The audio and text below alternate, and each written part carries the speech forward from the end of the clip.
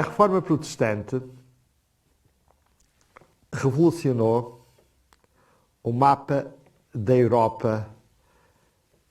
a partir do século XVI, XVII e XVIII. Realmente houve uma reconfiguração da Europa devido ao movimento da Reforma Protestante e depois, por contraponto, a emergência da Reforma Católica como reação, precisamente, ao movimento reformista com várias vertentes, vários movimentos,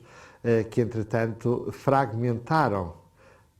a Europa, a unidade medieval da cristandade,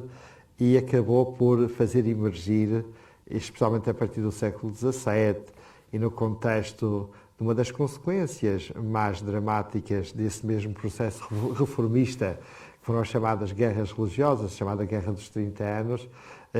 que teve a sua conclusão, podemos dizer assim, no Tratado de Westfália,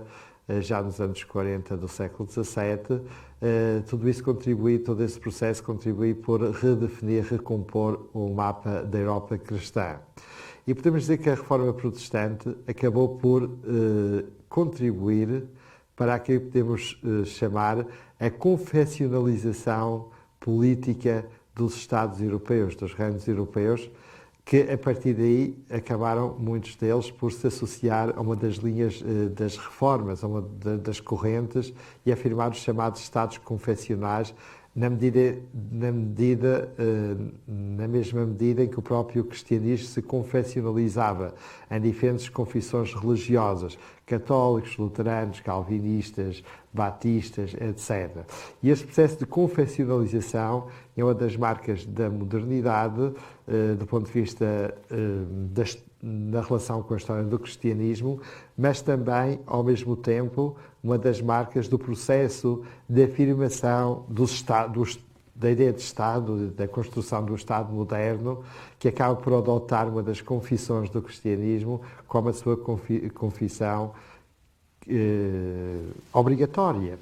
e que torna como a sua religião política, se quisermos dizer assim. E neste contexto da confessionalização dos Estados modernos, a própria Europa se redefine, há uma espécie de geografia política e religiosa que se recompõe,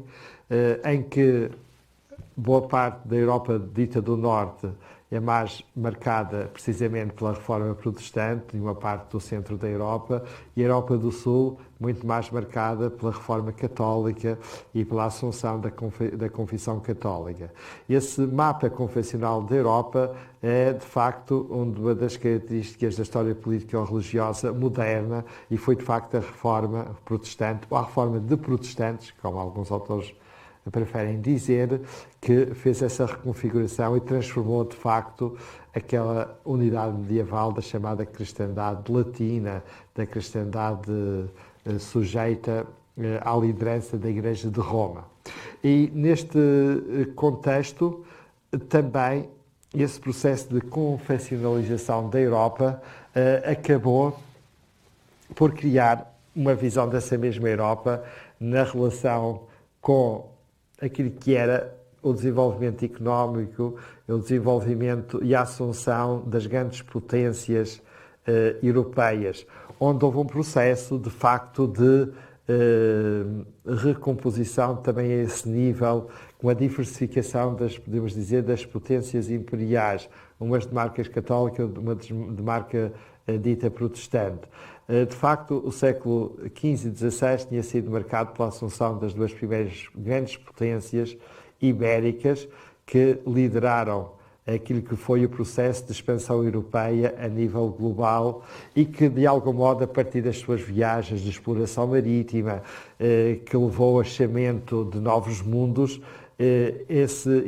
investimento das coroas ibéricas, Portugal e Espanha, fez emergir os primeiros grandes impérios da época moderna, contribuindo também para construir aquilo que podemos chamar a protoglobalização,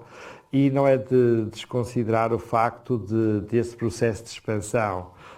marítima que levou depois à primeira globalização, à abertura dos caminhos dos mares, ao intercâmbio de povos e civilizações, de comércio, mas também de ideias religiosas, de culturas, de produtos, também intercâmbios linguísticos, e esse processo inaugurado precisamente pelas viagens marítimas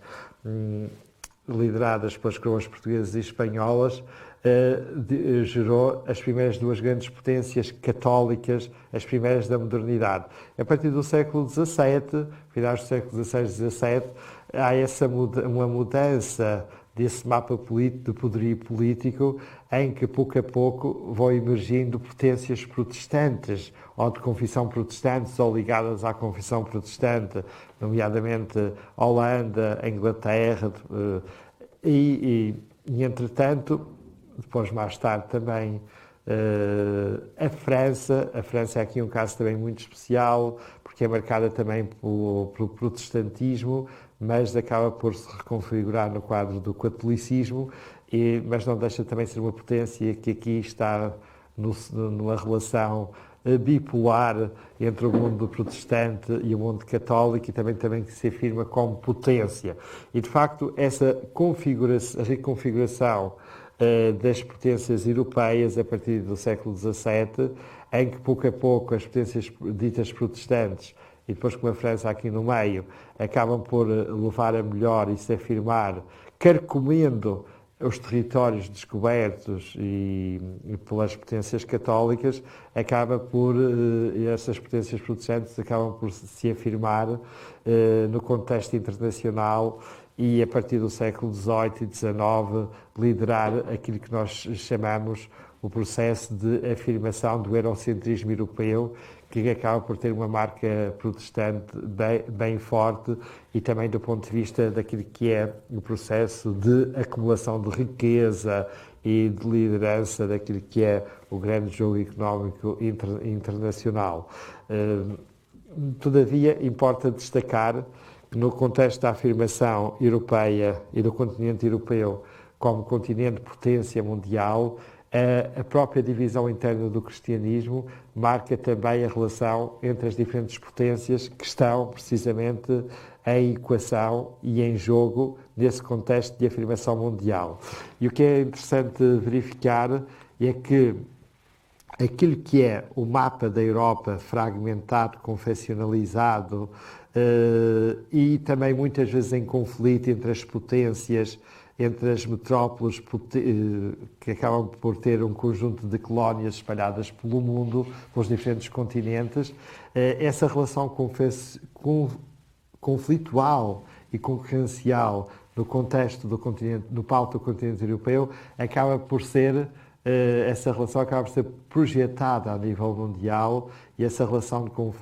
concorrência e conflito estende-se, portanto, a todo o planeta. E, de facto, é o mapa europeu da relação entre as potências que acaba por marcar, durante a época moderna e já no desaguar também para a época contemporânea, a geoestratégia, a geopolítica internacional. E não deixa de ser importante a marca da confessionalidade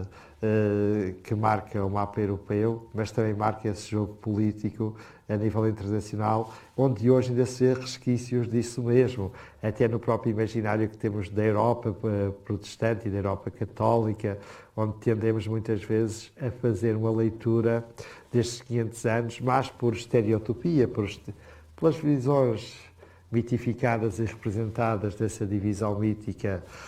de uma Europa fragmentada a duas velocidades, como se costuma dizer, etc. Mas é muito marcada por essa visão muito dualista de Europa protestante e Europa católica, que precisa, do ponto de vista do conhecimento crítico, de ser relativizada e compreendida para além das leituras estereotipadas e mitificadas, e precisa cada vez mais ser compreendida na sua complexidade, porque essa leitura dualizada, bipolar, acaba por ser insuficiente para compreender a complexidade dessa Europa que se constrói, e onde a confessionalidade católica ou protestante, ou das diferentes confessionalidades protestantes, não são suficientes para ler a complexidade daquilo que representou ou representaram, melhor dizendo, estes 500 anos de história do protestantismo na relação com a história do catolicismo, que marcou realmente a vida da Europa da chamada época moderna, inaugurada no século XV e XVI, e da época contemporânea, em que continuamos de acordo com a divisão da história convencionalizada deste modo. Atualmente precisamos de uma releitura de todos estes 500 anos, procurando superar estas visões dualistas, bipolares, e procurando leituras de transversais, onde se procure outras correntes, outros movimentos, outras relações marcadas por uma grande transversalidade que não se compadece com esta visão a preto e branco que muitas vezes nos ficou de uma Europa cristã e católica que tende a marcar a nossa leitura do passado.